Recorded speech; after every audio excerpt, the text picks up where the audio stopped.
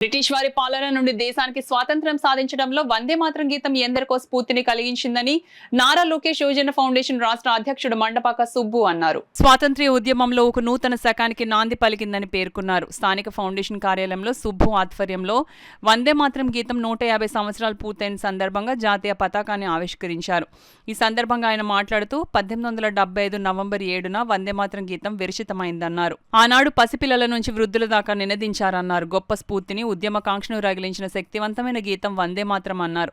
ఈ గీతం విరచితమై 150 సంవత్సరాలు పూర్తయిన సందర్భంగా నేటి నుంచి సంవత్సరం పాటు ఉత్సవాలు జరపాలని ప్రధాని నరేంద్ర మోడీ పిలుపునిచ్చారని, ఆ దిశగా దేశ ప్రజలంతా ఉత్సవాలు జరుపుకుంటూ దేశభక్తిని పెంపొందించుకోవాలని తెలిపారు.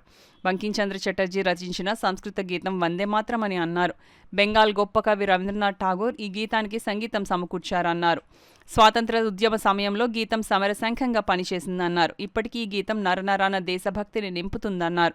అనంతరం వందే మాతరం గేయం ఆలపించారు. కార్యక్రమంలో ఫౌండేషన్ జిల్లా అధ్యక్షులు బత్తుల సూర్యప్రసాద్, కాలాడి వెంకటేష్, వినోద్, మండపాక శ్రీను, మేడిచల్ల శ్రీను, పేర్ల సత్యబాబు, మది చంద్రశేఖర్, కొత్తపల్లి బాబీ తదితరులు పాల్గొన్నారు.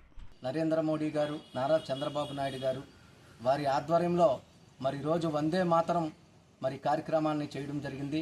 ఆనాడు బ్రిటిష్ వారు భారతీయులందరినీ అనేక బాధలతో పెట్టినప్పుడు మన బంకించంద్ర చటర్జీ గారు మరి దీన్ని రచయిత చేసి ఆనాడు రవీంద్రనాథ్ ఠాగూర్ గారు మరి ప్రతి జనాల్లో, ప్రతి హృదయాల్లో నిలిచి అనేక ఉత్పాదనలతో ఉత్పన్నమైన పాట ఈ వందే మాతరం పాట మన భారతదేశ స్వతంత్రం రావడంలో ఎంతో ముందున్నది.